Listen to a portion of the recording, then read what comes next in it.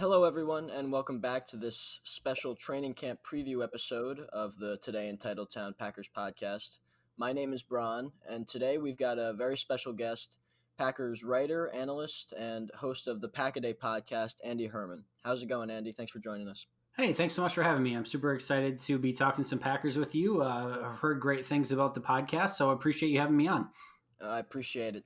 So let's start off with really the hottest topic of the summer in Green Bay, the backup quarterback situation.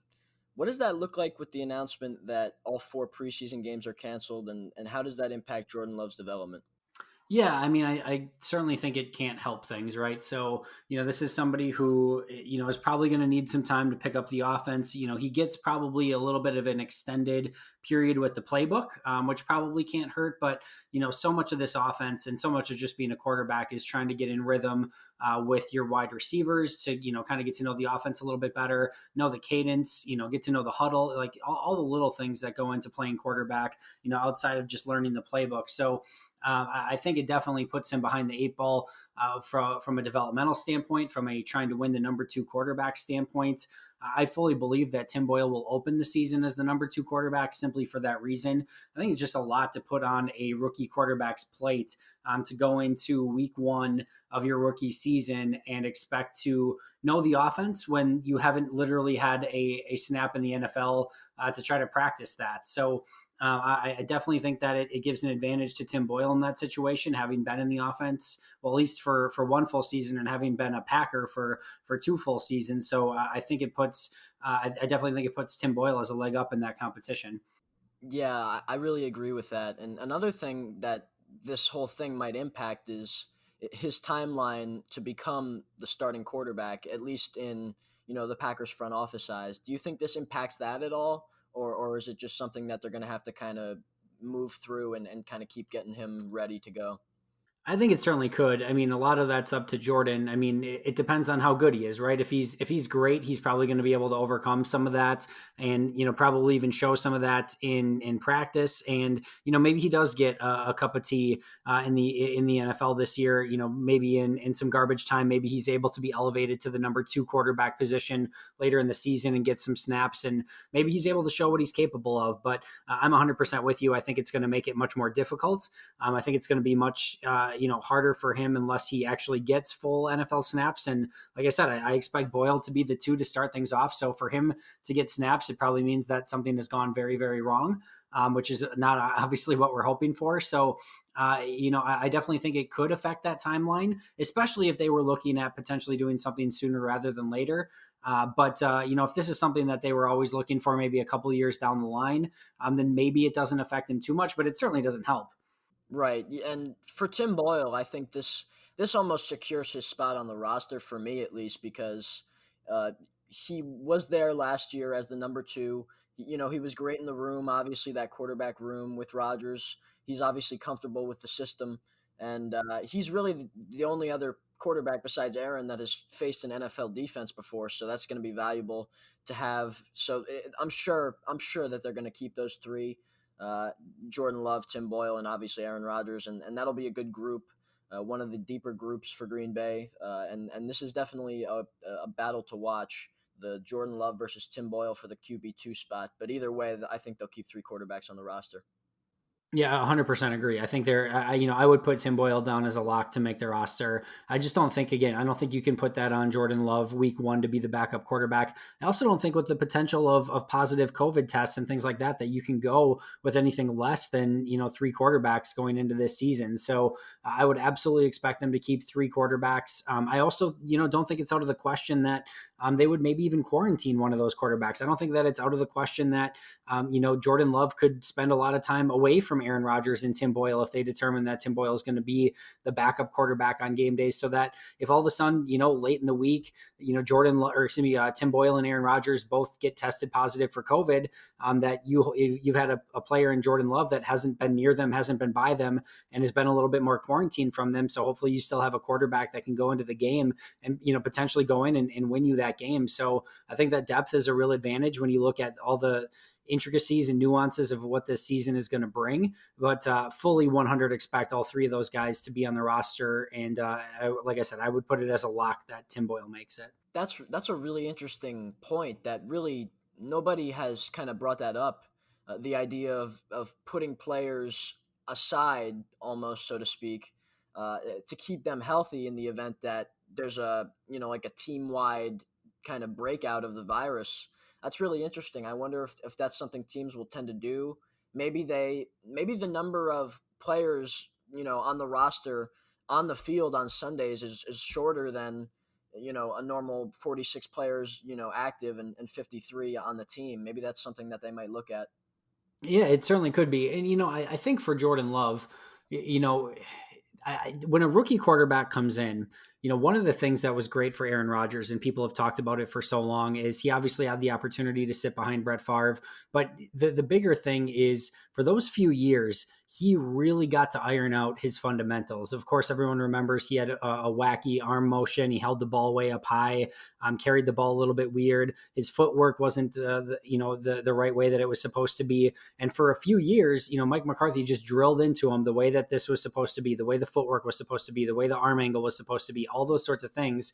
If you want to keep Jordan Love, on the opposite practice field going against the defense, so he's not by Rodgers and Boyle, so you can kind of keep those separated. There's enough that he can work on to try to work on straight up fundamentals as he and master that first before that he has to kind of take all the other nuances, because once you start having to call the play in the huddle and make checks and do audibles and make sure that you're the blitz is covered by the offensive line, and then call the play, make sure everyone's set the right way, keep an eye on the time clock, and then take the snap. You've got an 8-man rush coming up in your face. You have to remember down and distance. Like by the time all of that stuff happens, why you see players revert back to bad habits with their footwork and their fundamentals is because they don't have time to think of all of that. So they're automatically going to go to what feels comfortable to them. So if you have a first season where you can really work on those fundamentals and maybe just drill that in his head, and then all of a sudden, if something happens where, Boyle and Rodgers can't play for whatever reason, by the way, the Packers still have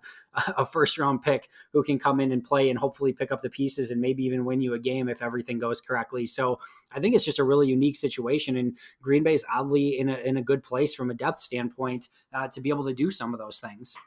Yeah, that's one advantage that they really kind of attained by picking him in the first round in this draft. And if there's any way to get him to really give himself the best chance to succeed in the NFL, specifically with the Green Bay Packers, it's to get his fundamentals at the best possible level they can get, and giving him the chance to get that down before actually kind of like all these young quarterbacks today are kind of just thrown into the fire. Giving him the best chance possible to get his fundamentals down gives him really a great chance to do something great, and kind of use the obvious arm talent that he has, and give him a good chance to be successful in this league. So that's definitely key. Yeah, I'm right there with you. Yeah. All right, so we're gonna kind of move on here, position wise, to the running back group. This group of running backs really it's very deep. It's one of the deepest that they've assembled in a long time. What do you think is the biggest storyline at the position heading into camp? Well, I would have said going into a normal offseason, I would have said Jamal Williams' status would have been the most interesting aspect of this, because I do think that he got bumped up to 2 million plus per season based on playing time incentives. And I think that when you already have obviously kind of an alpha on Aaron Jones, you bring in a second round pick that's a premium pick for a running back, in AJ Dillon. Plus, you still have a 6th round pick in Dexter Williams. You've got a gadget player / punt returner in Tyler Irvin that, based on his return skills alone, I would expect him to kind of be on the team.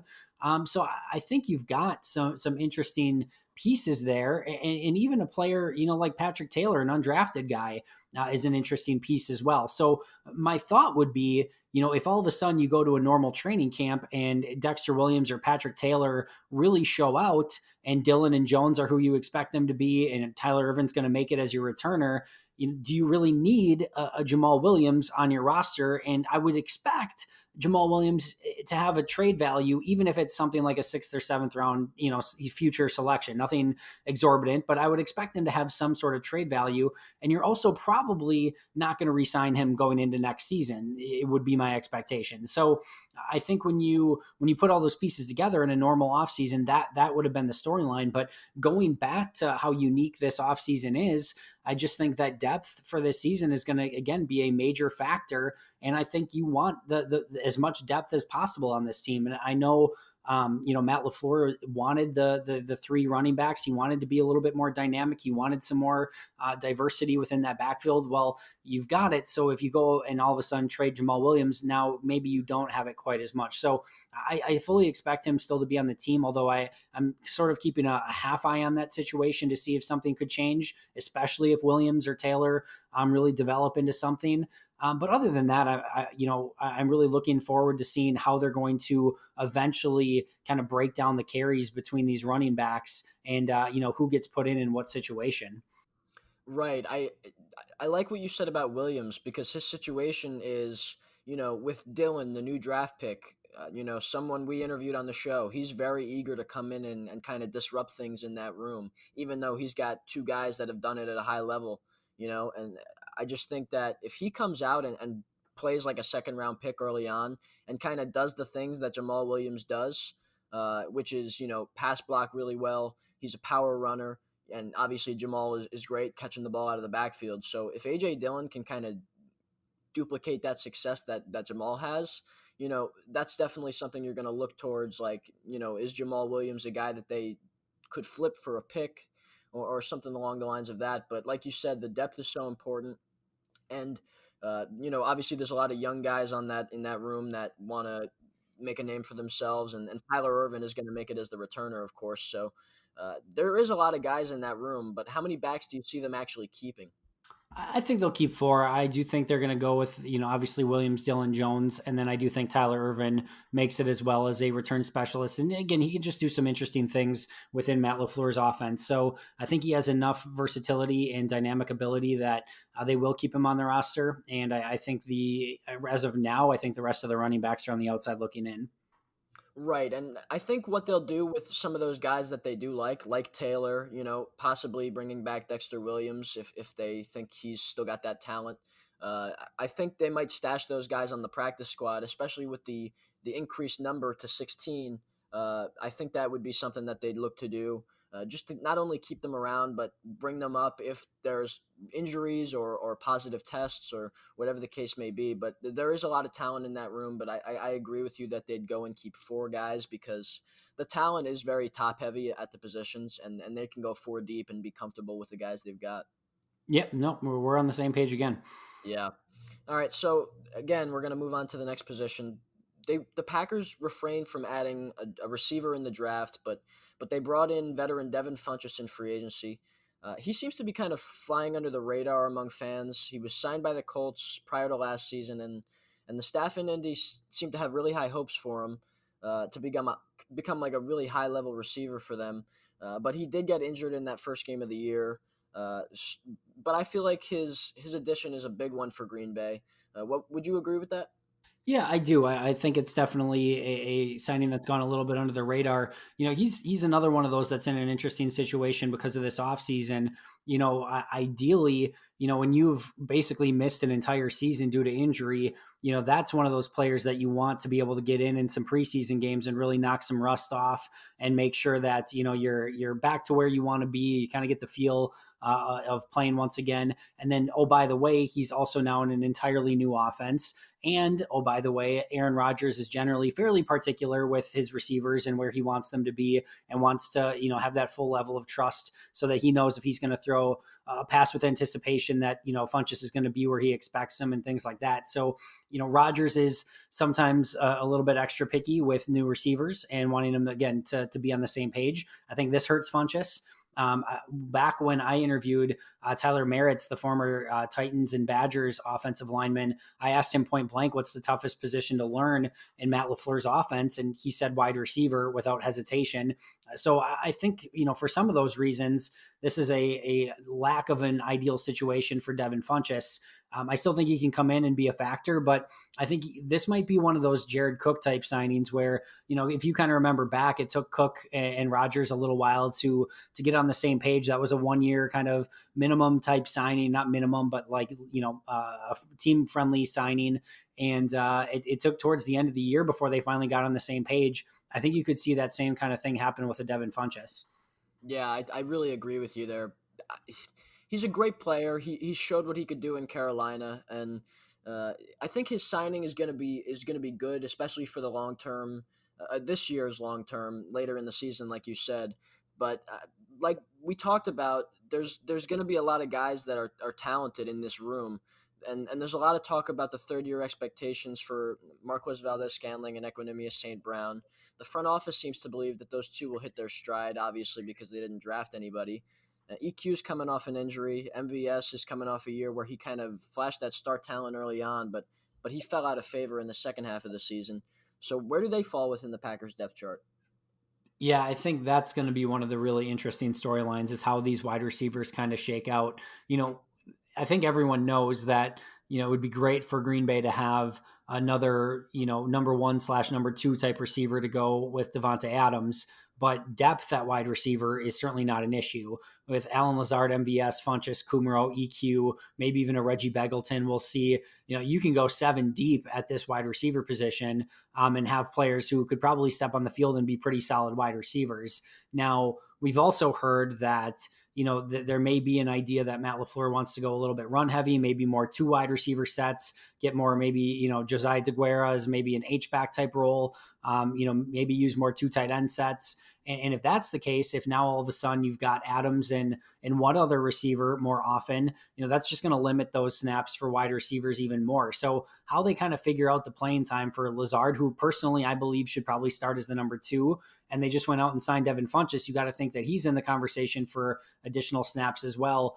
How that kind of shifts, snaps around for EQ and MVS and maybe even a Jay Kumaro or Reggie Begelton, it's going to be tight for, trying to figure out who gets snaps when, and they may just go ultimately with the hot hand. With MVS, to me, this is his make or break moment, because for 2 straight seasons, he basically started heavily in the rotation, had the opportunity to make a major impact, never really could, had massive inconsistencies. And then by the end of each season, both with Mike McCarthy and with Matt LaFleur, basically ended up on the bench by the end of the season and falling out of favor.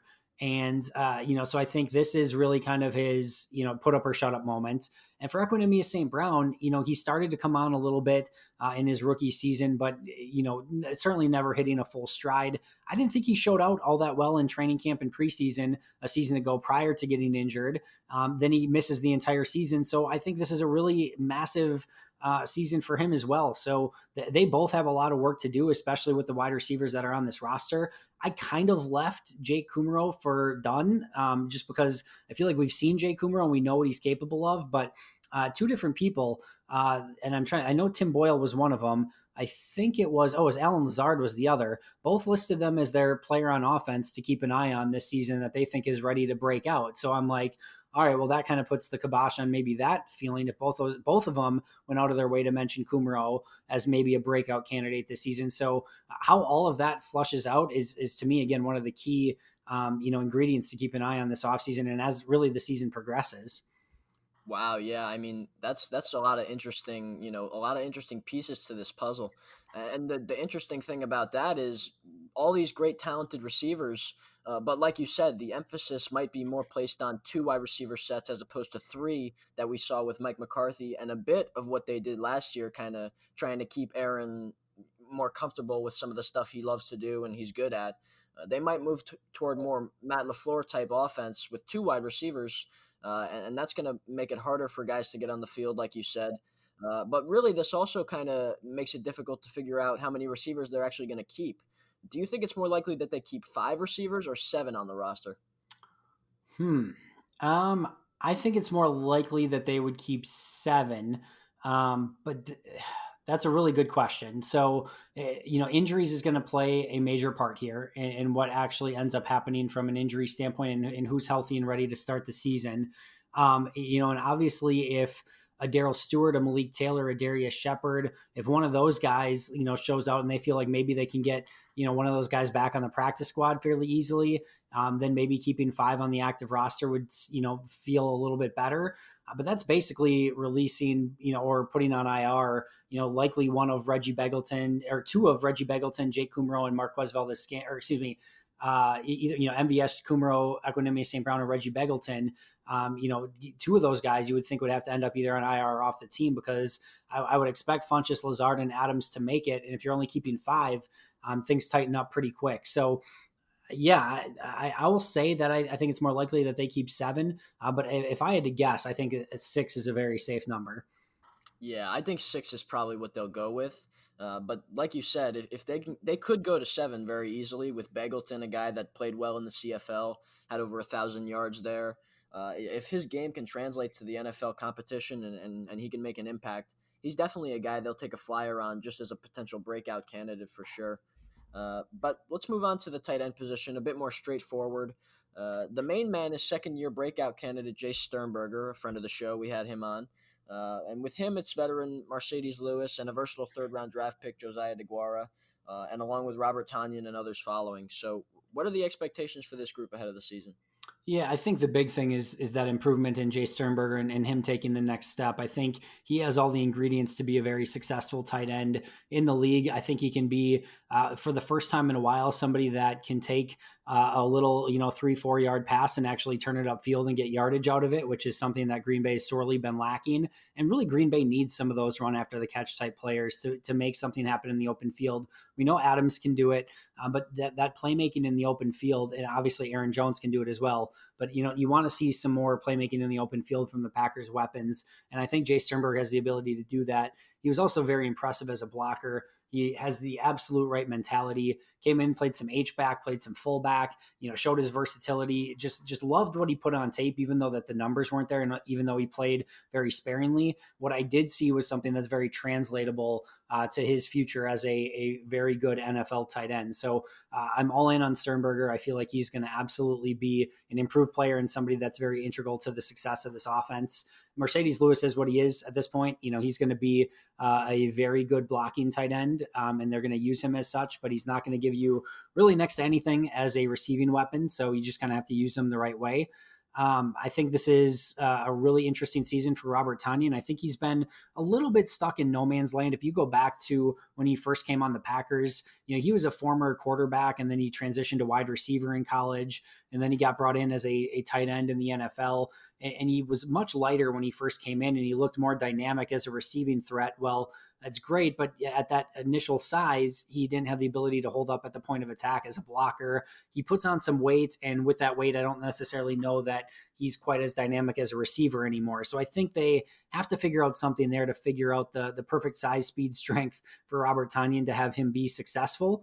So I think this is a very important season for him. And then what Josiah DeGuara can give you as a H-back, a fullback, a tight end.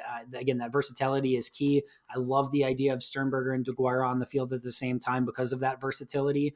But it's going to be a lot to throw at DeGuara, coming in and asking him to have some of that versatility in his first season. And again, it might be not till the end of the year that we start seeing maybe some of the return on investment there.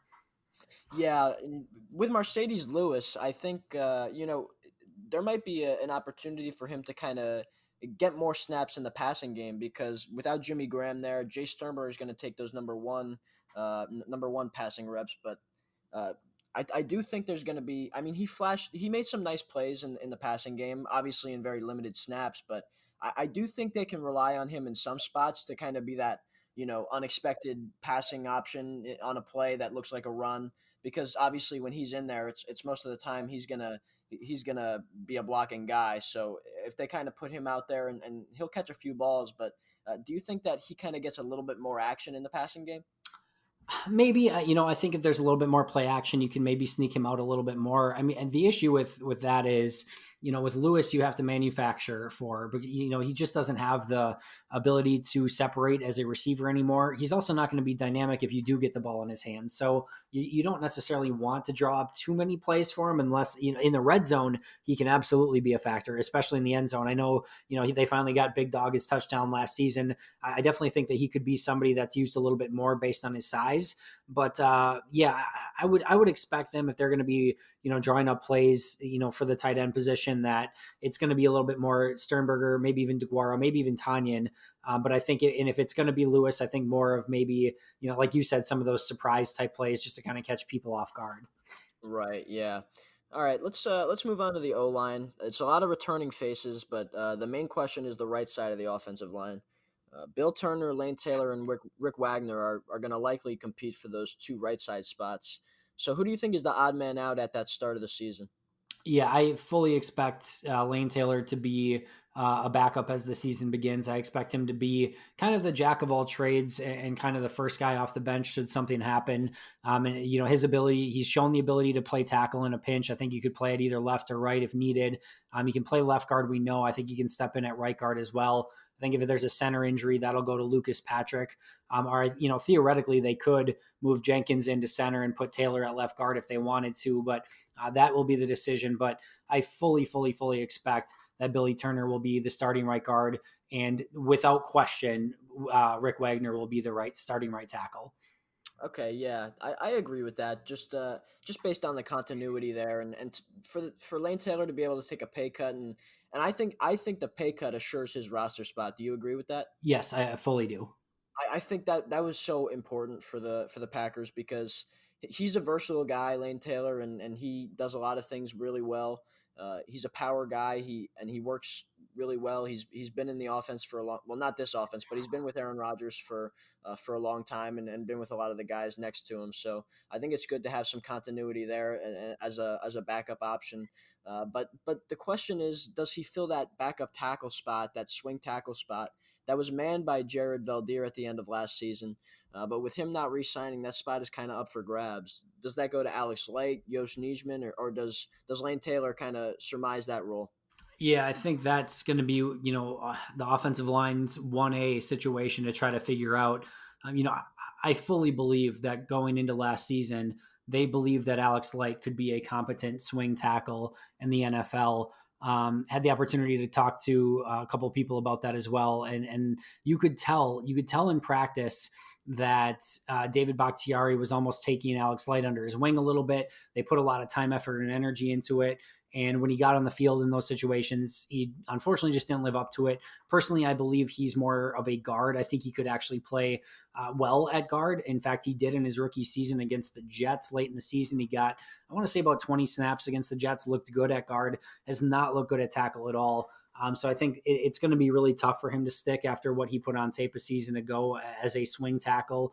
I don't know that Yash Nijman is going to be ready to go yet. And again, if this is one of those classic examples of a player that's going to be hurt by this offseason and just not getting those reps that he sorely needed. I just think that, the potential there's for Lane Taylor. Maybe Billy Turner could kick out as a tackle if absolutely needed. But I think you're going to see in some capacity, it's going to go Bakhtiari, Taylor, Lindsley, Turner, Wagner, with Lane Taylor the first off the bench, and how they kind of shuffle the offensive line around in regards to that, depending on who goes out, we'll see. But I fully expect Taylor to be the first off the bench, Lucas Patrick to be kind of the second. And then I actually think that on game days, there's a really good chance that John Runyon will be that third guy, again, just based off of flexibility and the ability to play multiple positions. You're right. They did draft those three rookies as well to kind of fill some gaps in the back end of their offensive line depth and obviously at the front of it you've got David Bakhtiari and Elton Jenkins really holding down that left side. Elton Jenkins, he's a budding star in the NFL, and then Corey Lindsley is the only guy really that would be a possible surprise cut if cap issues arise with the whole the cap thing that's going on, that it might be decreased next year, and whatever the case may be based on revenue. But I think that obviously that center and then the left side is pretty held down really well. But the questions really remain at the right side. But I think they'll be comfortable with having Rick Wagner, a guy who's a veteran in the NFL, playing right tackle, and then they'll stick with Bill Turner. He's an athletic guy, long, wide wingspan. I think they should be good there. Maybe not too much of a drop off as much as people expect from Brian Bulaga, but we'll see what happens. We've got a lot better depth than we have in recent years. So, all right, but let's move on to the defensive side of the ball. Obviously, up front, it starts with Kenny Clark. He's really locked it down in the middle. But next to him, there's a lot of uncertainty. Dean Lowry received an extension, so he'll stay next to Clark. But other than that, the side is definitely up for grabs. The team didn't address the D line much this offseason, despite the run D being quite poor to end last season. How do you see that group shaping out? Yeah, well, the Packers just released Gerald Willis, so there's one more name kind of crossed off the list. I at this point, I don't know anyway how Clark, Lancaster, Lowry, and Kiki, don't make the team. I think those four are locks. If I would expect them maybe to go with five defensive linemen simply because both Rashawn Gary and Zadarius Smith are going to kick in inside some on passing downs anyway. I'm not sure that you need more than five, and I'm not sure that there's more than five people on the roster that are worthy of roster spots anyway. So I think that really brings you down to your final roster spot in either Montravius Adams or Trayvon Hester. And I think those guys will battle it out. If both look great, I think you could keep six. Otherwise, I would expect them to keep either the one that looks the best, or look for them to maybe make a transaction based off of who gets waived on 53-man cutdowns to try to maybe shore up that position a little bit. Maybe even still bring in a veteran, prior to camp if it's not shaping up. If Lowry and Lancaster and Adams and Hester aren't cutting it, maybe Kiki's not making that jump.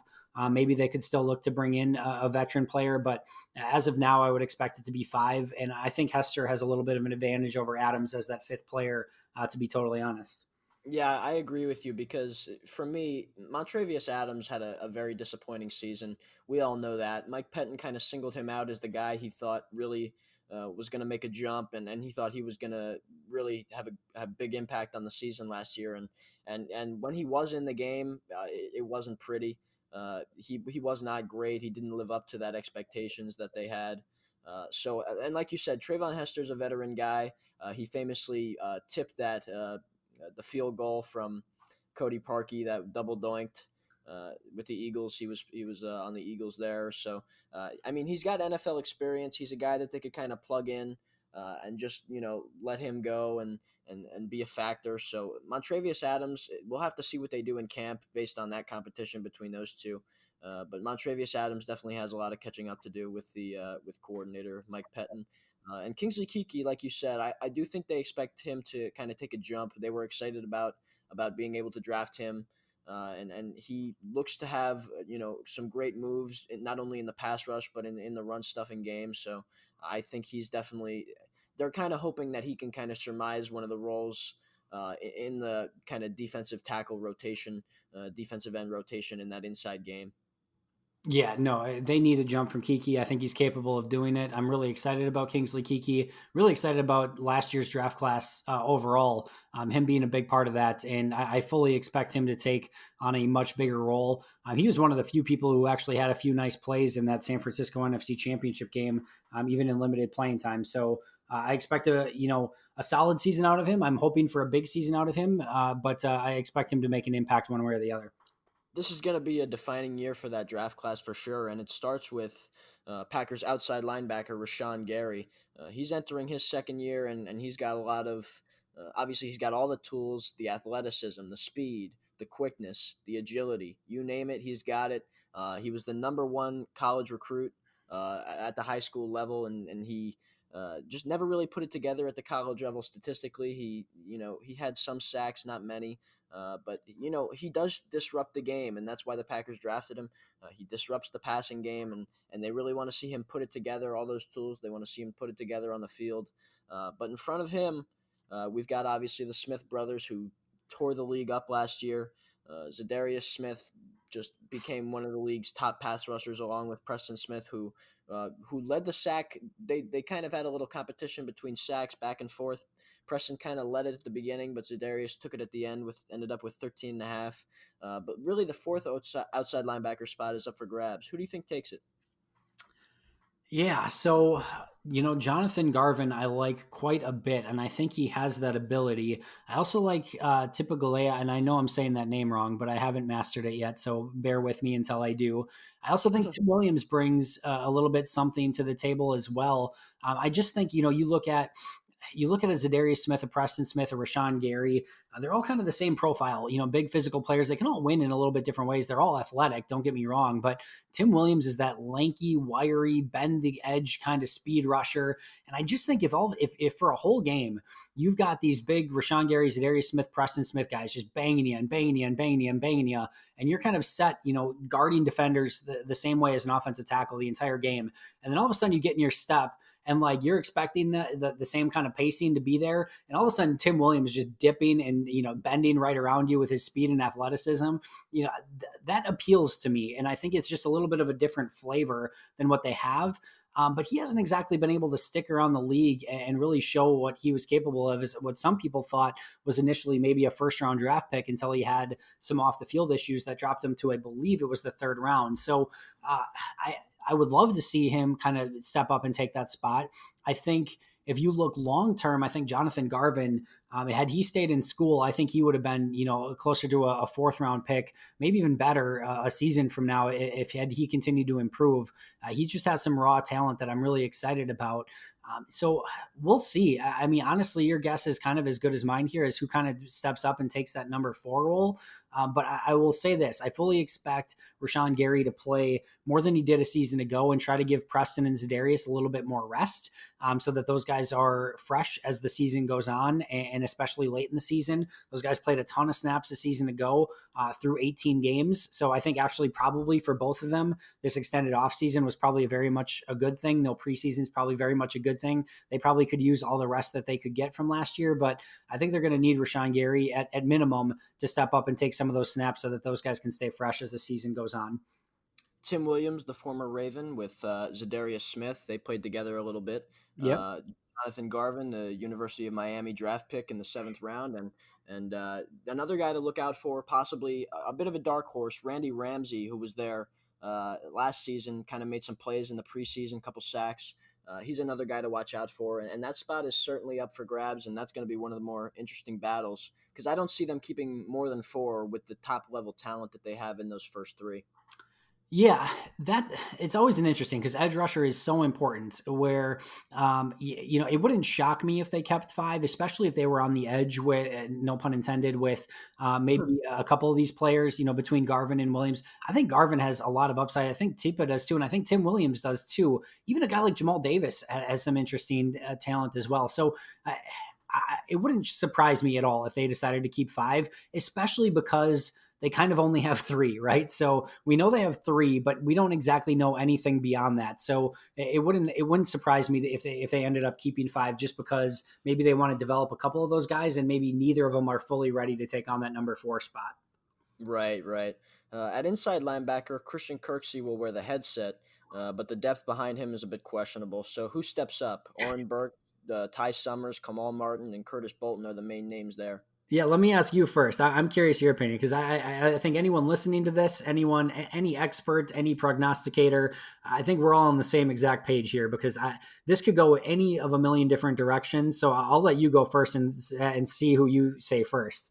Well, I'll tell you who it should be. It should be Oren Burks, because I really, coming out of the draft, that the third round draft pick, I loved his. He was a former safety, and he really excited me as a guy that could play next to Blake, and be a kind of an opposition, a little bit of a what's the word I'm looking for? A bit of a diversity, with Blake Martinez, really his strength going against the run. And kind of having a guy that could play in the box a little bit, who could thump in the run game, but still be able to cover tight ends out of the backfield, and tight ends kind of in line in the slot. So that's the guy that I think really needs to put it together. And this, like a lot of players on this team, it's a make or break season for him. And those guys behind him, Ty Summers is a guy that made some plays in the preseason and at other times missed tackles badly. And Kamal Martin looks like a great player, 5th-round draft pick. But really, to me, it should be Oren Burks, and I hope he can put it together. Yeah, here's kind of where I'm at with each one. So Oren Burks has been a little bit of not a jack of all trades, but a master of none. But like he hasn't figured out his niche yet. So he obviously played edge, safety, and inside linebacker at Vandy. Ended his career at inside linebacker. Played inside linebacker at the Senior Bowl. Looked to maybe kind of find his spot there. You love the idea because okay, maybe he could bring some of that edge rush ability as a blitzer as an inside linebacker. Maybe he could bring some of that coverage ability as a safety that he played. But to me, he hasn't been able to display any of it. He hasn't been good in blitzing situations. He hasn't been good in coverage situations, and he hasn't been good in rundown situations. So I just think he has to figure out, what's his thing. This is inside linebacker can be a very specialized role. We've seen players like Raven Green make an impact at that line, dime linebacker position. Josh Jones has played there. So, you can get specialized with it. And I'm not sure that Oren Burks has figured out exactly what his thing is yet. And I don't know that it's going to be a 3-down linebacker until I see him at least do one of those three things well. So we'll see. Curtis Bolton, the thing I love is he's got the instincts. And to me, 1A on my list when I'm looking at inside linebackers, when I'm scouting prospects, is instincts. And that's something that burned me in the past.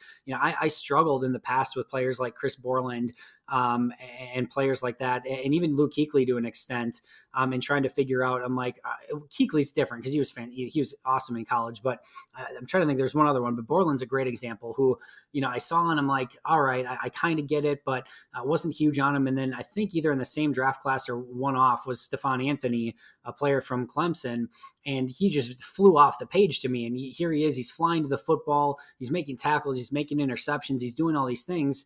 When I go back and watch it now, I see that, Borland had all the instincts in the world. Anthony had none of them. Borland was on his pace to being one of the best linebackers in the league. Anthony's basically flamed out and has been a bust as a first-round draft choice. So those instincts are so important to me. And to me, Bolton has them. And I think he was on pace to potentially be a strong contributor prior to having an injury. So, but that being said, he's an undrafted guy who missed an entire season. So nothing would surprise me there. Summers, I loved how he played. I know he missed some tackles. He's gone on record of saying, you know what, that's not me. That's not going to happen again. If you kind of take him at his word and those missed tackles aren't a thing anymore, he becomes a really interesting player to me because he has the speed, the athleticism, and he has some of those instincts as well. So I'm excited to see him.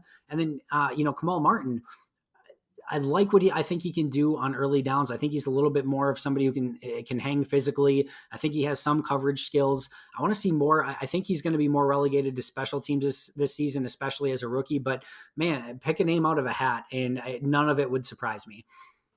Right. I mean, that group obviously Christian Kirksey at the top, but then behind that, I'm not sure how many guys they'll keep, and there's a lot of young talent there, but there's a lot of questions, and I guess we'll see what those answers are come training camp. But the Packers secondary, we'll move on to. It's full of youth and star talent. The room is led by the duo of Jair Alexander and Kevin King. No Tramon Williams. Then likely the reason that they chose not to re-sign him as of now is because Shannon Sullivan, he turned a lot of heads last year, and he'll try to win that slot corner job. But competing with him will be Josh Jackson. He'll battle for that as well. And Kadar Holman had some good reps last year. So what's this group going to look like at the start of the season? Yeah, so this is one of my favorite groups on the team, and I think Jerry Gray is maybe going to hopefully be one of the biggest offseason acquisitions that the Packers had this season. You look at the secondary as a whole, and I know we're probably going to talk about safeties in a second, but I'm going to group them together here for just a moment. You look at the talent and um, the capital that the Packers have spent on this position. First round top 20 pick on Jair Alexander, top 25 pick on Darnell Savage, massive free agent deal to Adrian Amos, first pick in the draft for them, the early second round pick on Kevin King, second round pick on Josh Jackson, a sixth round pick on Kadar Hallman, and then you top that off with Shannon Sullivan, a player who played great a season ago, and even a Raven Green who, when he's been able to stay healthy, has really made an impact on the field. And I think you have all the talent and every single tool that you would want out of a massively high performing secondary. And I think out of Alexander, we've seen flashes of Pro Bowl, maybe even all pro ability, but we've also not seen that stay consistent game in and game out through the course of a season. I think this is the season that we want to see, year 3, him take that jump to being every down. He's the same Jair every single play. He's going to be that lockdown guy because he can do it, and he has every talent and ability in the world to be able to be that guy. So I think this has got to be that season for him. King has every tool as well. He's long, he's talented, he's athletic. We've seen him make great plays on the football. We know he can intercept and be a playmaker as a defender. Now he's just got to put his full game together. Could not be more impressed with Chandon Sullivan, what he did as a second year player, I think technically a season ago, but in his first year as the Packers. Josh Jackson, again, a player who I don't think has always been put in his best position. He's been asked to play a lot of slot, which is probably his worst position. He even had to play some safety. Then you can get him as an outside corner. I still think he in zone situations, he can really do some damage, and I'm hopeful he can improve as a man-to-man guy. Have a ton of faith in Kadar Hallman and Raven Green. Savage, again, every ability you would want in the world. Just has to, kind of clean up some of those angles and missed tackles that he had a season ago that at times were costly. And then Adrian Amos, kind of just the glue guy that brings it all together. Just love this secondary. To me, this should be one of the best secondaries in football. And I think even the two of the undrafted players, I think along with Tippa at outside linebacker, I'm not so sure that Stanford Samuels and Will Sunderland aren't the two other best undrafted players that they signed. So I'm really excited to see how this gels together. And oh, by the way, Kabian Ento was a player who multiple times caught my eye in training Yes. camp a season ago, making a transition from wide receiver to cornerback for the first time ever, comes in camp, intercepts multiple passes, was making plays on the football, is a leaper, can go up and make plays. And he's somebody that I really want to see have a chance at some point as well, even if it's as that number 6 guy. I think he has some ability, so I'm excited about him too. Yeah, I mean Kabion Ento is a guy that really caught my eye as well. Last preseason and the training camp, he was, before his injury, he was really playing well. And like we just talked about, there's so many guys that I mean, this secondary is as deep as it's been for Green Bay in a long time. And if all these guys can put it together, even just some of the guys can put it together, Green Bay's secondary is going to be elite. But the guy for me to watch, the name to watch in this group has to be Raven Green. He bulked up in a big way last offseason, struggled with injuries early on in the year, never got back on the field after that. But his versatility in the middle of the field could be such a valuable, part of Mike Pettine's defense in 2020. I feel like he's a guy that can really contribute, and his impact can be felt right away if he can get on the field. So what do you think of him as not only in the safety game, but kind of more towards the box as well? What do you think of him? Yeah, I think that's just an ideal situation and an ideal spot for him. And again, this is another one of those that, this is a make or break season for him, not because of talent or ability, but to me, just because he needs to stay on the field and stay healthy.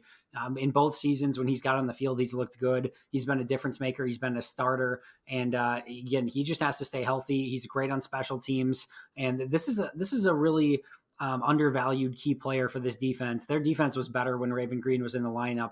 I know it was only for a few games, but maybe even less than that. Maybe just been I can't remember, first or second game. But I really like what Raven Green does, and have very high hopes for him if he can stay healthy for a full season. Right, right. And now we'll move on to the final position group, so to say. The Packers special teams unit. It's pretty much set in stone with obviously Mason Crosby kicking field goals, J.K. Scott punting the ball, and Hunter Bradley snapping. But the storyline of this group is that, the hope is that we finally get a full year of Tyler Irvin returning for the Packers to finally have some continuity there. Yeah, that, and I just want to see consistency out of J.K. Scott.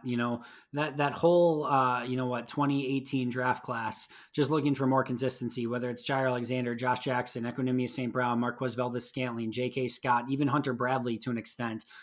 All of them in some capacity have shown some flashes, and obviously Jair more than that, but all of them could use a little bit more consistency, game in and game out, down in and down out.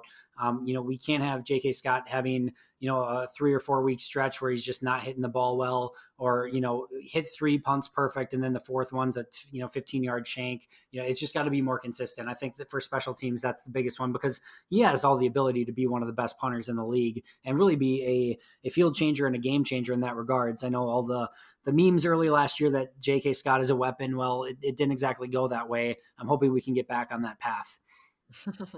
Yeah, I mean, he's definitely got to be more consistent, especially in the kind of the colder weather.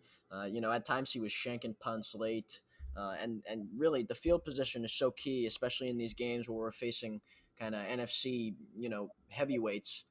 The field position battle is as important as anything in those games. So, all right, that's going to do it for this Packers camp preview episode of the Today in Titletown Packers podcast. Make sure you check out the Pack a Day podcast and follow Andy on Twitter at Andy Herman NFL. Andy, we can't thank you enough for coming on. Great talking to you. Hey, thanks so much for having me. I do it anytime. I appreciate it. Thanks, everyone. We'll see you next time. Go Pack Go.